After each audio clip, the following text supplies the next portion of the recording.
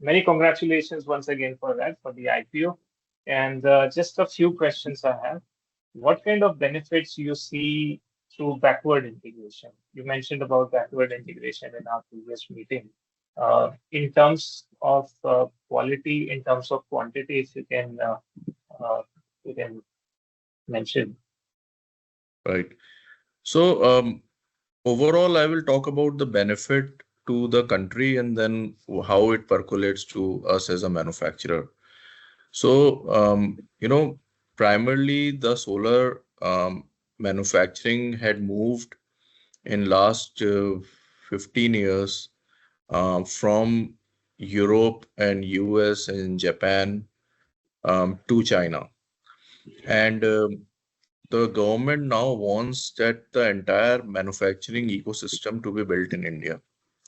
And especially when you are dealing with, energy infrastructure products, then and today everything is connected. So, from for a country security as well as infrastructure security point of view, it is important that everything um, connected which you are manufacturing or you are procuring is you have a control on that. So, as part of that mission, the government wants to build the entire ecosystem in India. So, it started off with the um, demand point of view. So demand was created, and then PPAs were signed, and then manufacturing started in India. So module manufacturing came in. Now the government has a clear mandate that backward integration should be pursued, and that's why cell manufacturing, and there's a policy ALMM2, also known as ALCM, which is coming. And day before yesterday, you would have seen that there is a notification clearly demonstrating that the government also wants ingot and wafer manufacturing also to happen in India. And when you have large scale manufacturing coming in, then the ancillaries also follows. So the same is happening in our industry as well. Um, and the benefit is, one is control on the supply chain, um, control on the energy infrastructure. But also, once you have large scale manufacturing come in, then you have at one point of time, you will have economies of scale, and we will be able to compete with likes of China and other Far East countries. So we already are seeing that, and you will see that once we have the cell manufacturing a large scale start in India, India will become not only competitive for India market, but also competitive for the global market. So we are building not for only the nation, but India is also building for the entire world also. So that is the mission we all are working on. Perfect. Great. So, what does Saatvik benefit out of this entire exercise? In terms of specific numbers, if you can share how much of margin addition you see out of this exercise. So as of March 31st, 2025, we were 3.8 gigawatt manufacturing, module manufacturing, and 1 gigawatt of addition was happening in Ambala. And parallelly, we are also, and that is what the fundraise is, we are adding 4 gigawatt of module manufacturing capacity in Odisha, where we are building a greenfield project, wherein 4 gigawatt of module manufacturing and 4.8 gigawatt of cell manufacturing is coming. So by end of this expansion, we will have 8.8 gigawatt of module manufacturing and 4.8 gigawatt of cell manufacturing. Um, the benefit is that we will have better control on the supply chain and the economies of scale, and we will have better product to offer, because these are also TOPCon technology products. So as I said, backward integration is and the entire ecosystem built is what the key for Satvik as well. So we are also well aligned on further backward integration. And that is in the future we intend to also set up wafer ingot manufacturing and cell manufacturing also in Madhya Pradesh. So that is the mission we are working on. Great. All right. So you plan to double the capacity from the current levels of nearly 4 gigawatts to 8.8 gigawatts. But what's the longer term plan? Let's say we talk about 5 years. What's the plan, and how do you see the company changing fundamentally in 5 years? So the long-term plan is complete backward integration from ingot till module and EPC. Also, along with it, we are also to get better control on our supply chain. Also, setting up ancillaries manufacturing. So we are looking at setting up encapsulant manufacturing and also other material like frame, junction box, and PV ribbon, which will give us control on our cost, supply chain, and better cash flow management. So this is the plan which we are working on, and this will help us to be a well diversified and integrated player. All right. All right. One more thing around numbers. Uh, your return on capital employed is high. In fact, I would go on to the extent of saying it is abnormally high. Uh, where do you see this stabilizing in future?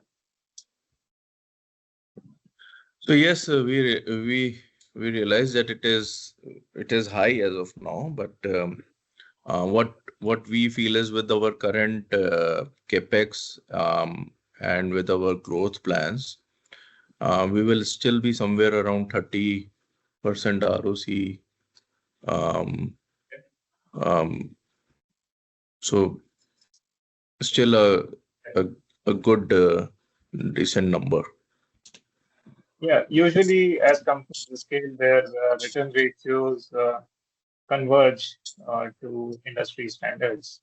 And I see that your competitors are near those levels. Premier Energy is at nearly 33% of return on net worth, which is quite similar to return on capital employed.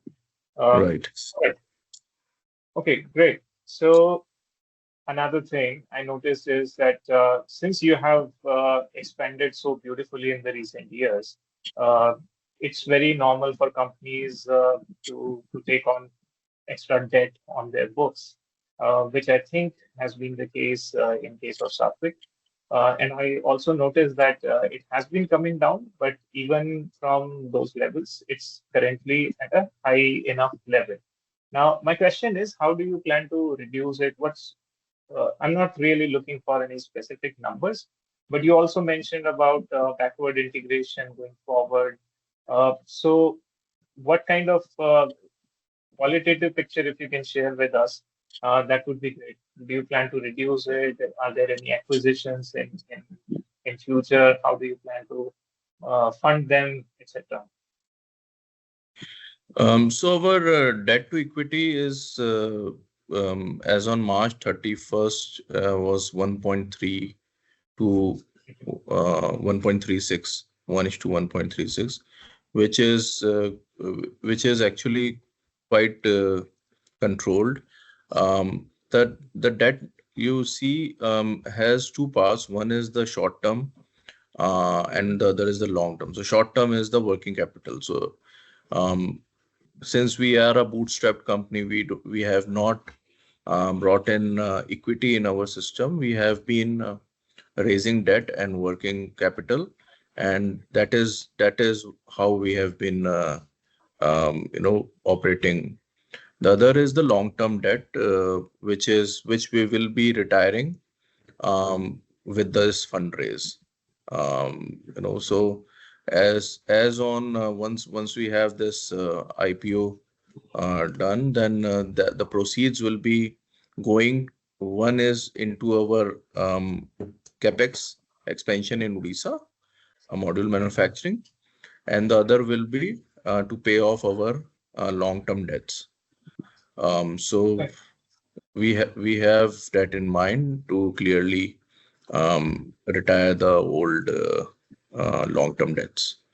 But the working capital requirements are there when you have such a high growth. But the working capital is not a long-term debt. It's related to your business. Right. Okay. Uh, Fine. So I just wanted to actually understand what's going to be the equation of Saatvik Green Energy with regards to debt. Um, and given the history that you have progressed so aggressively, you have expanded very fast, do you see some opportunities in terms of maybe uh, going further down the value chain, maybe in terms of EPC or O&M? What's the guidance over there? So we are already doing EPC, O&M, and solar pump projects under Kusum B scheme. And we have about 5% of our revenue coming from the EPC and pump business. And so we have, with our growth plans, EPC growth is also expected, but it is not going to go over 5-7% because our core business is manufacturing, and that is we are continuing to do. Uh, so So yes. Prashantji, I think the video froze in between, so I couldn't really get most of your answer. Okay, can I repeat? Yeah, sure, please.